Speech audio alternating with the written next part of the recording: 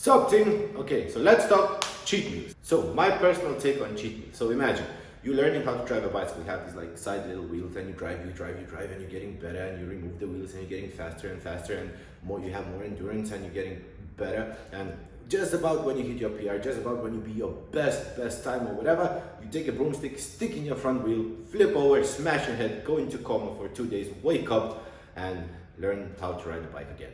That's my take on cheat meals. So in order to implement change into your lifestyle, you will eventually have to give up your old lifestyle, and you will have to become someone new with new habits. And this change should be exciting because you want better for yourself. You want what's best for you, So that's why you're making this in the first place. Just the pace at which you implement that change has to be tailored by individuals. So for example, if someone been eating whatever and had no structure for 30 years, that will take longer to implement that lifestyle change, which, for example, if someone just been off track for like 2 years and trying to get back, would happen faster. So when you're trying to make change to your lifestyle and you keep having that cheat meal or cheat day, and that means that you always having that part of your old lifestyle in your current lifestyle that you're trying to change, multiplied by 10, because in that one meal or one day, you're trying to have all the things you had, all the bad habits that you had in one single meal in one single day.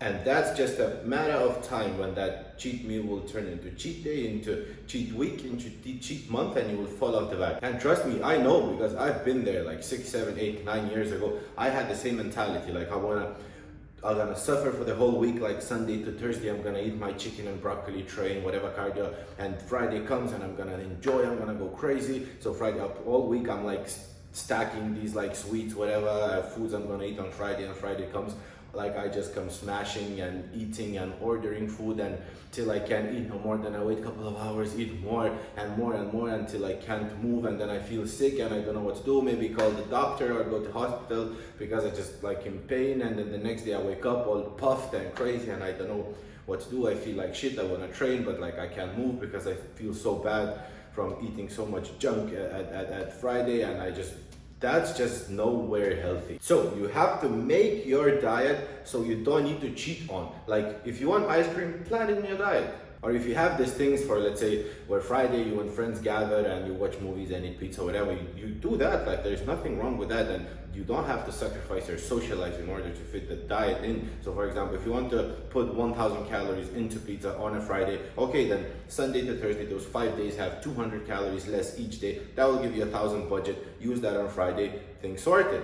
But if you with your social circle, all you do is like eat all the time, that will have to change eventually. So for example, if you go out with your friends for a meal and you order salad with like grilled chicken and like fat-free dressing or whatever, and others will be like, oh, why are you doing this? And because they're coming from their own insecurities, but by doing that, by sticking to your plan, you might inspire some people to change, and they will start changing as well, and they will inspire more people and more people. So you, by sticking to you, might end up changing another 100 people's lives. Diet, especially when it comes to weight loss, has to be planned in advance. And your diet must have phases where there'll be phases where you have to be more strict, there'll be phases where you have more flexibility, because weight loss is not linear progress. Like there could be weeks where like within 3 weeks you lost 5 kilo, and there will be weeks where like within 3 weeks you didn't lose anything. But again, it goes back to the phases. There are phases where you're supposed to lose weight, there are phases where you go back to maintenance just to make sure like metabolic adaptation doesn't go too hard. Being flexible by default will encourage you to make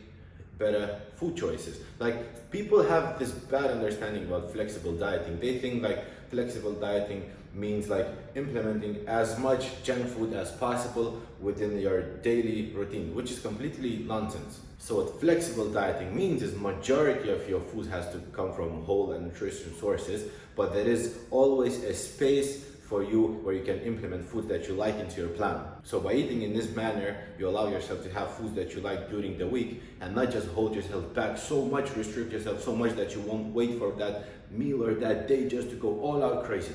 So the point I'm trying to make here is that cheat meals eventually will either ruin or slow down your progress so much. So instead of having cheat meals, have controlled meals where you implement foods that you like and you enjoy those meals. And you should keep trying to find the approaches, because if you don't like one diet, that doesn't mean that dieting sucks. That means just that diet is not for you. Like if you have to wake up every morning and think about, oh my God, I have to eat this again, the approach you're using is not for you, and there are thousands of different approaches. So you have to find the approach that you like. Doesn't matter if it's keto or paleo or like intermittent fasting, whatever you enjoy, do that. Whatever works for you, do that. Like every single diet comes into one thing, it's like caloric restriction. So no matter what you do, as long as your calories restricted and like majority of your foods come from whole foods, that's it. So what changes to make in order to get rid of the cheat meal? Have a small amount of calories every single day for whatever you want. So for example, if your total intake is 2000 calories, have 300 or 400 of those calories just for whatever you want. So this way, you will not need any cheat meals because you will be able to have different things that you enjoy every single day. Make the whole plan from the food that you enjoy. So for example, when I work with my clients, I give them a questionnaire and they will write like the whole week of what they would normally eat. They would write foods that they like, foods that they don't like, and the first diet I design for them will be made exactly from the foods that they like. Don't stop being social when you're on your diet. So for example, your friend called and says like, okay, let's go out tomorrow and have a dinner together. And you'd be like, okay. And you'd be like, okay, John likes steak, so we're probably going for a steak. So okay, I want steak too. Let's see, like I want steak with potatoes and cheesecake, whatever, and I will need 1,500 calories for this. Okay, so I go home for a dinner. I remove carbs from my dinner, have like moderate fat, high protein dinner. I wake up in the morning, fats from the night before kept me full, so I'm not as starving in the morning. I have again, moderate fat, high protein, zero carb breakfast. That fills me up. Fats again, satiating, I'm not feeling hungry. Have some veg as well. On the lunch, I have high protein, high fiber with like a lot of veg, zero carb, zero fat. This way I save like 1,000 calories by end of the day, another 500 from my dinner, 1,500 on my steak and cheesecake. Boom! If you accidentally overeating, so for example, if something happened, you went out with friends or whatever, you had good time and you just decided, you know what, fuck it, today I'm gonna enjoy, I'm gonna eat, whatever. Okay, these things happen, that's called life. So if that happened, the next day you will go, oh my God, I feel so bad that I ate. And you'll be like, no, today I'm not gonna eat anything because I messed up yesterday. No, what you do is you roughly estimate how much you ate the day before. So for example, you'd be like, okay, 1,500 calories I overeaten. You add 10% on those calories and you divide those over the next 5 days. So for example, if the total is 2,000 calories, over 5 days, if you remove 400 calories from each day, at the end of the 5 days, you're back on track, you eliminated the damage you have done, and you on the way to your goals.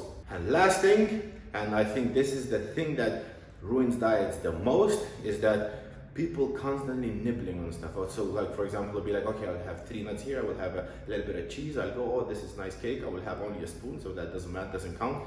These things count so much. So when I get my clients to kind of journal their food and every single bite they consume just to write it down, like we usually notice that about like 30-40% of the daily consumption from people who nibbling comes from those little nibbles. So 30 to 40%, which is like almost half of what you eat, you know? So if you're sticking like 100% to your diet and you keep nibbling, you will overeat by like 30-40%. So I hope you enjoyed the video, guys. You can check the full article on my website, dreamchasersblog.com. If you need any advice on diet, nutrition, how to avoid cheat meals, whatever, hit me up. I'm always more than happy to help.